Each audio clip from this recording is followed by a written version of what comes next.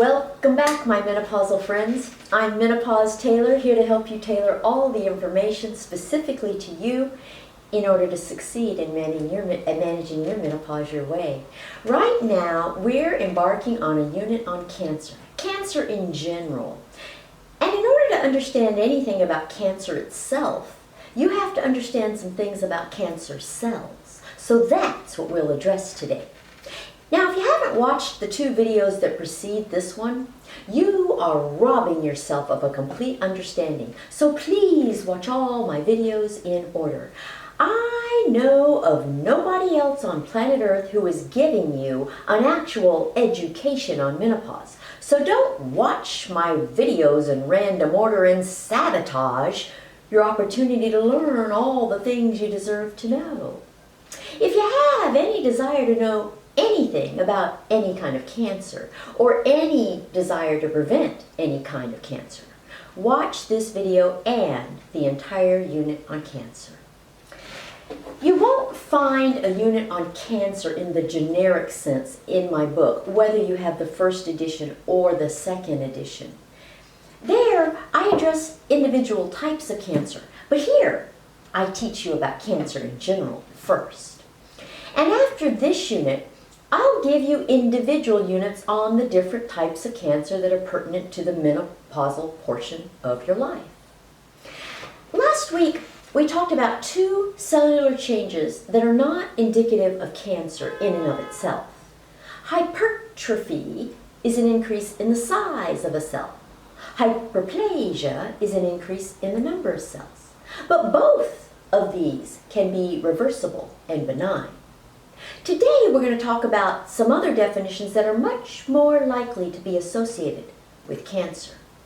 Now, I will warn you in advance, cancer has a lot of definitions, and every word has specific boundaries for what it includes and what it excludes.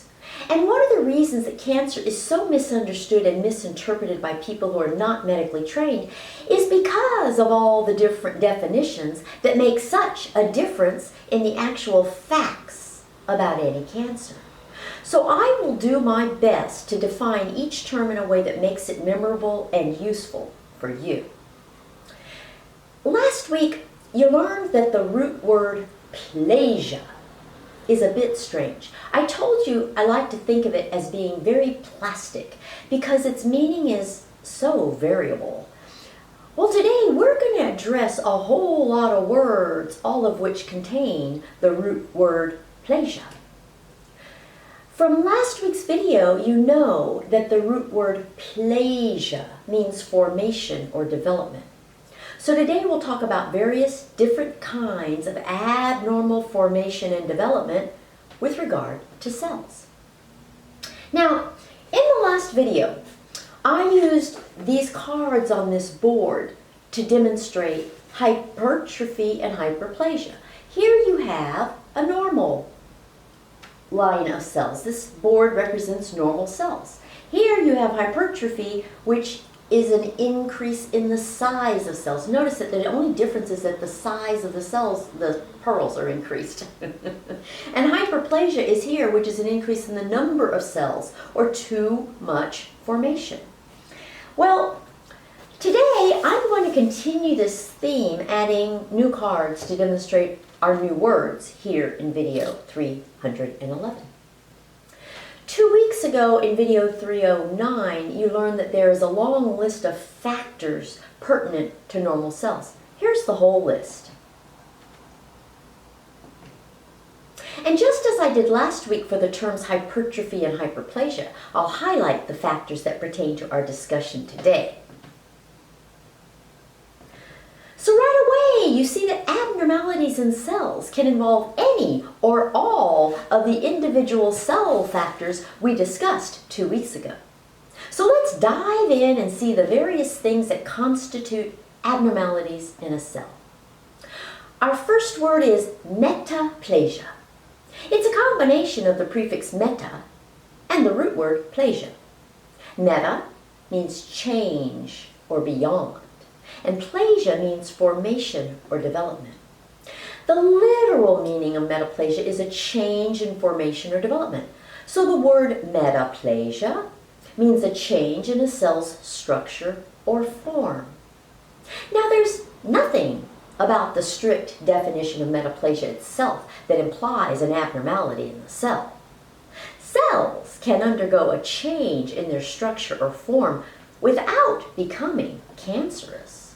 And metaplasia is not cancer.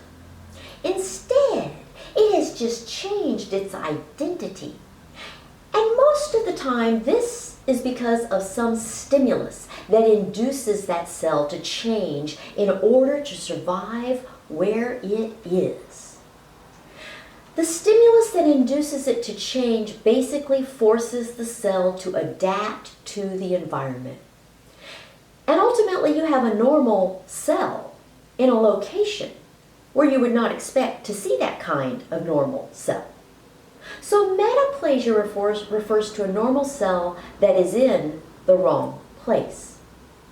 You can think of metaplasia as an identity crisis for a cell. For instance, in your airway, you have cells that belong to the family of skin cells that secrete mucus. But if you're a smoker and your airway cells endure the trauma of your smoking, that skin cell can lose its ability to secrete mucus and become dry, like the skin cells on the outside of your body. It would be a perfectly normal skin cell. You just wouldn't expect to find it in an airway. For reference, this is a depiction of just normal cells in general, okay? These are normal cells all lined up like that. So a metaplastic cell would be a normal cell in the wrong location. So this is a perfectly normal skin cell that does not secrete mucus in your skin, okay? Say this one is in your skin, where it's supposed to be.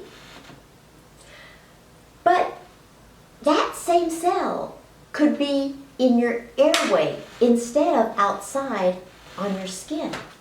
And then you would have it, the same cells, but they're in your airway instead of on your skin. Now, metaplasia is reversible. So if you stop smoking, it could return to its former self and begin secreting mucus again. So metaplasia is a change in the structure or form of a cell in response to a stimulus, and it's reversible. Do not make the mistake of thinking that metaplasia means that the cell physically moves to a different location. It doesn't. It stays where it's supposed to be, but it changes in order to adapt to the environment there. So do not confuse the word metaplasia with the word metastasis, which we'll address later on in future videos. Okay, moving on to our next definition. The next word is dysplasia. So this time our prefix is dys. Dys means abnormal or disorganized.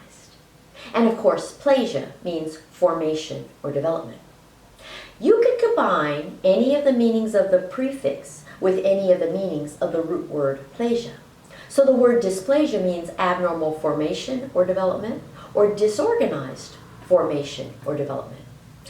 I think the most logical definition is disorganized development. The word abnormal isn't as specific as the word disorganized. So dysplastic cells are cells that are forming or replicating in a disorganized pattern. In video 309 2 weeks ago, you learned that normal cells have a very orderly and predictable pattern of organization and replication. Well, with dysplasia, all that organization goes kaput. So here we have our card of pearls demonstrating a nice, organized, predictable pattern. Okay, we're going to put that one right here. It represents what we are going to consider normal cells from here on out. And here we have a card of pearls demonstrating a disorganized, unpredictable pattern. Do you see that there's a disorderly arrangement of the pearls of all different sizes, all mixed together? That's not normal. These should all be of the same size, all lined up in single file, but instead, they're all different sizes, and they form crooked lines. And the individual cells themselves have irregular forms. So that's dysplasia. And we're going to put it right here. But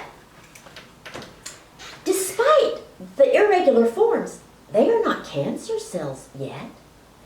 They are merely one step in that direction.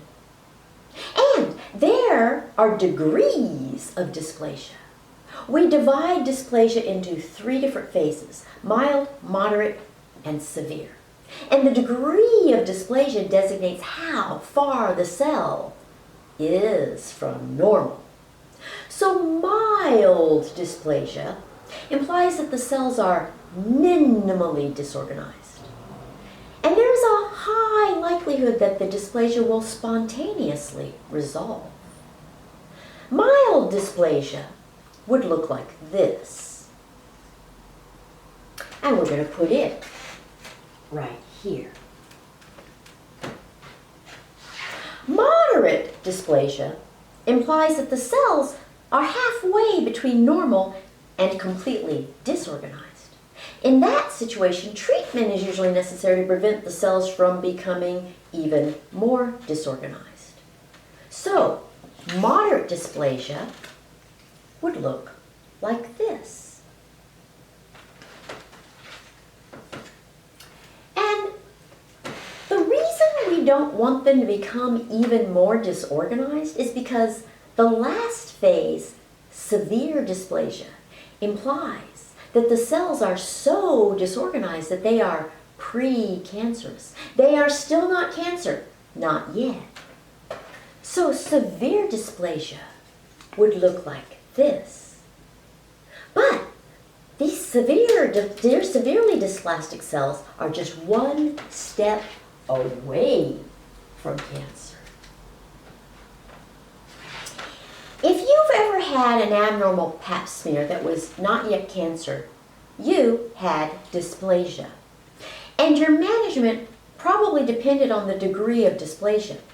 If you had mild cervical dysplasia, your doctor probably recommended just repeating the pap in 6 months to see if the mild dysplasia had spontaneously resolved. If you had moderate or severe dysplasia, your doctor probably recommended treatment to destroy the dysplastic cells.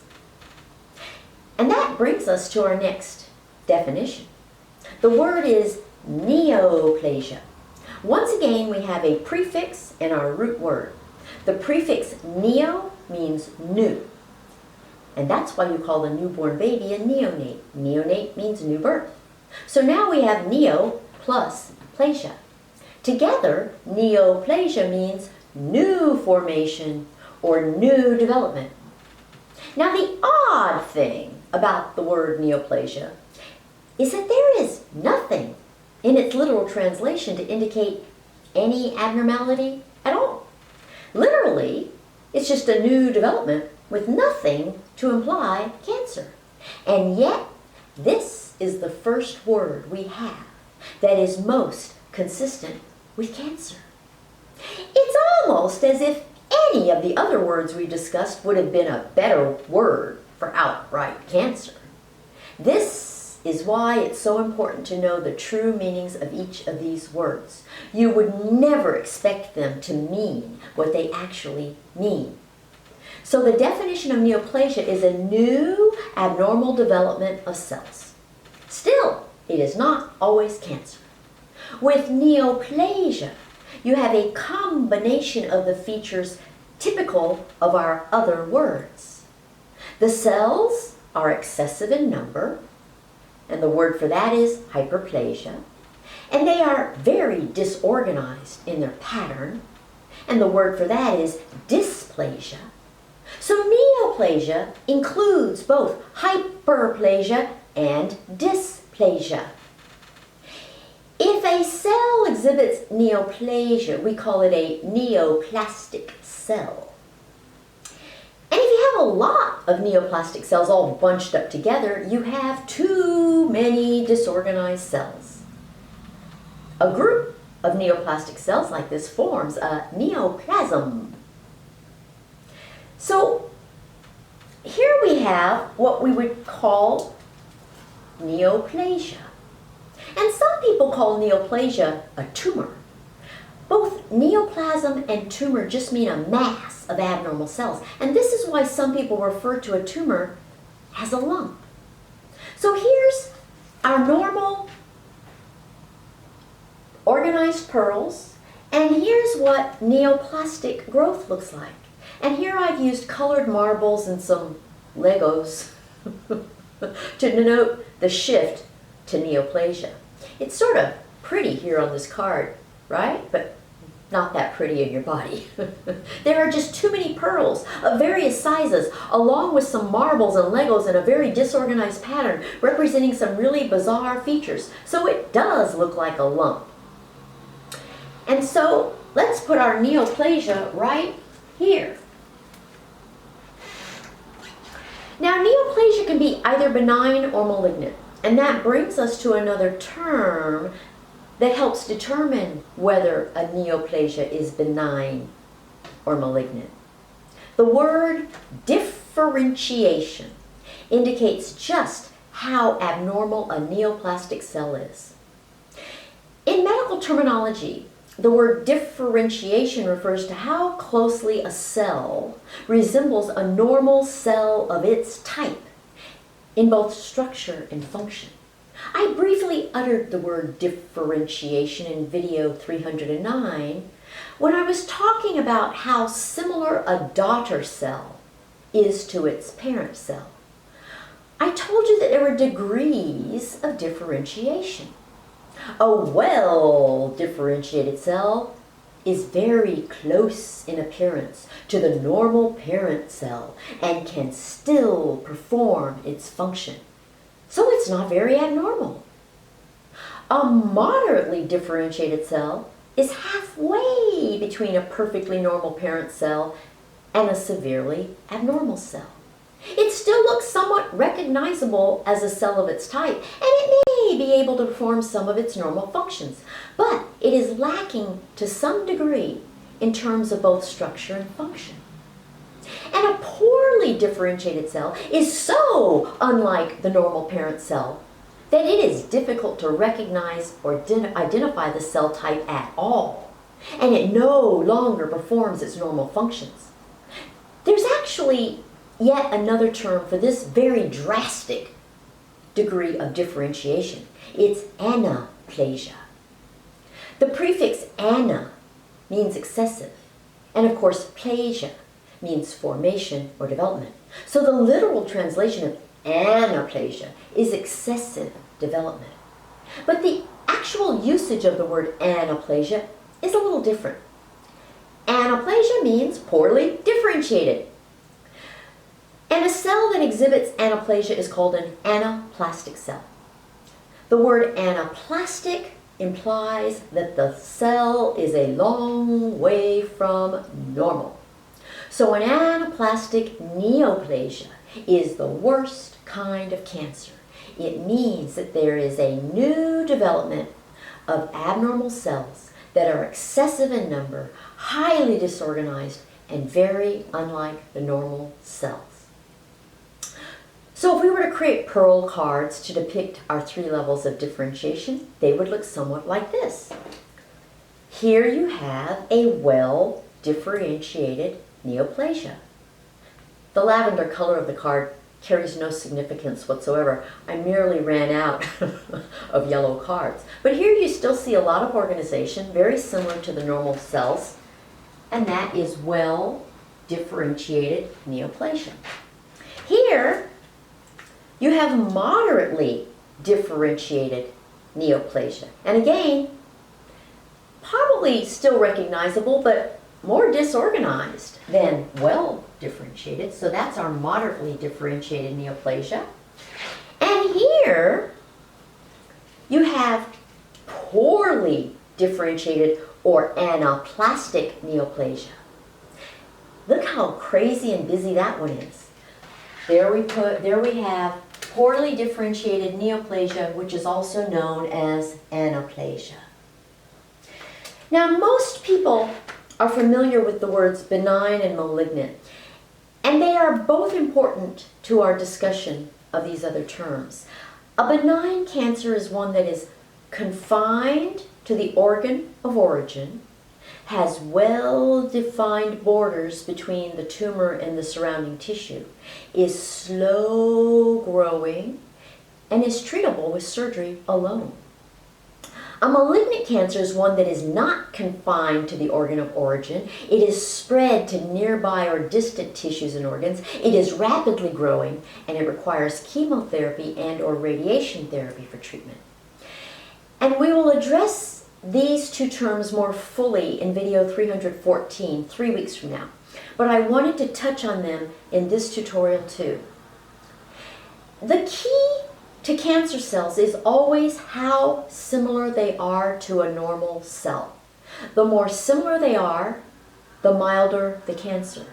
The less similar they are, the worse the cancer. This feature at the level of the individual cell actually dictates the behavior of the cancer. Cancer is all about disorganization. So what you come to realize with all cell abnormalities on the spectrum of potential and frank cancers is that it all boils down to loss of organization. Normal cells are very well organized both in appearance and in function. But the closer a cell gets to becoming a cancer cell, the more disorganized it becomes. And that disorganization manifests in the form of too many cells, chaotic organization of the cells, excessive growth of the cells, and progressive differentiation of the cells. If we make one of our nifty charts for all this, it looks like this. In the far left column, you see all our new words: hypertrophy and hyperplasia from last week, metaplasia, dysplasia, neoplasia, and anaplasia from today. Next to that, you see a second column for size. And all the words except hyperplasia and metaplasia involve an increase in cell size. The third column designates cell number. And all the words except hypertrophy and metaplasia involve an increase in cell number. The fourth column pertains to cell form. And here you see that hypertrophy and hyperplasia involve normal cell form, while metaplasia, dysplasia, neoplasia, and anaplasia involve a change in the cell's form. However, the change in form is still normal with metaplasia, but abnormal with dysplasia, neoplasia, and anaplasia. In the fifth column, we have cell organization, and all the words imply cell disorganization except hypertrophy, hyperplasia, and metaplasia. The sixth column designates those features for which there are degrees of disorganization. And dysplasia, neoplasia, and anaplasia all have degrees of disorganization. The seventh column designates whether or not the entity is spontaneously reversible. And you see that only hypertrophy, hyperplasia, metaplasia, and mild dysplasia are spontaneously reversible. The eighth column designates whether or not the entity constitutes cancer. And you see that neoplasia and anaplasia are the only ones that do. The ninth and 10th columns designate whether the entity is benign or malignant. And you see that neoplasia and anaplasia are most likely to be malignant, whereas the others are not. You can find this chart in the link just below the screen you're watching, or you can go to menopausetailor.me. And of course, at menopausetailor.me, you can also schedule a consultation to address anything you want with me. As a group, I like to call the terms we've discussed today the plasias, but you should know that's That's one of my made-up words. Don't go looking for the plasias in any medical text. Now, as I described all these plasias, you might have wondered if one plasia progresses into another plasia. I mean, is there a progression of the plasias in which mild dysplasia becomes moderate dysplasia and eventually becomes severe dysplasia? If you are wondering about such a thing, I applaud you. It means you're really thinking. Because as you hear about these plasias, you can just see that their degrees of abnormality vary in a stepwise manner. The fact is that many, if not most, cancers progress along this parade of plasias to become full-blown cancers. If we were to plot these plasias on a scale of severity, it would look like this. What you see here is a line from least severe to most severe, along which I've placed all the different plasias. The plasias above the line are benign, and those below the line are malignant. And I've color-coded it in shades ranging from green to red, with green designating good and red designating bad. And you can see that there really is a progression of the plasias. I call it the progressive parade of the plasias. So hyperplasia can progress into metaplasia or dysplasia, and dysplasia can progress into neoplasia. But there's no way to predict whether any particular plasia will remain as it is or progress. Remember this, because it will be critical in later units on specific types of cancer. You cannot predict the behavior of a plasia. Sometimes they remain as they are. Other times they progress. So now you know that there are different degrees and types of cellular changes that can become cancers. But whether they do so or not is a whole different discussion. And you know I'll eventually get to that. Now there's one more term that is sort of a catch-all for any kind of cell abnormality. The word is atypical. Now obviously atypical means not typical.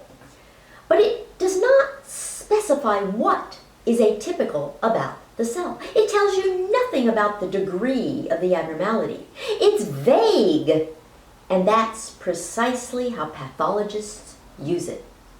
If a pathologist labels a cell or cells atypical, what they're really saying is, this thing looks strange, but I have no idea what it means or its significance. Of course, atypical is an adjective to describe the appearance of a cell. The noun form of the word atypical is atypia. So atypia refers to cells that are atypical in their appearance, but in a way that is not possible to classify using one of our other words for abnormal cells. Ultimately, any time a sample of cells is atypical, it warrants further evaluation to clarify what it is that's making the cells look so strange. I like to think of atypia as meaning, what the heck is this? Here's an analogy. Let's say you're reading a book and you come across one of the following. Depending on your facility with languages, you would say, what the heck is this to one or more of them? They all mean something, but what? You'd be scratching your head, unable to make sense of the characters. This is precisely the dilemma a pathologist faces. So he or she just labels it atypia and indicates the need for further investigation in order to decipher the meaning. Oh, by the way, all that gibberish I used as examples are all the same thing. I just used a translation device to translate the word atypia into 5 different languages: Finnish, Greek, Hebrew, Russian, and Chinese. I'm assuming they're accurate translations, but as someone who has studied many languages myself, I can tell you, you should never trust any translation device. Instead of giving you a coherent translation, they give you gibberish that makes anyone trying to read it say, what the heck is this? So, I do not have a card for atypia, and even if I did, I wouldn't know where to place it. Just know that it's a term that indicates a vague, non-specific claim of abnormality. Alrighty, my dears, that does it for today. I'll see you on Facebook, Twitter, and Instagram. Actually, you'll see me. I won't see you. And I hope you subscribe before you go today. And next week we'll discuss common characteristics of all cancers. Between now and then, schedule a consultation at menopausetailor.me. You'll be glad you did. Bye.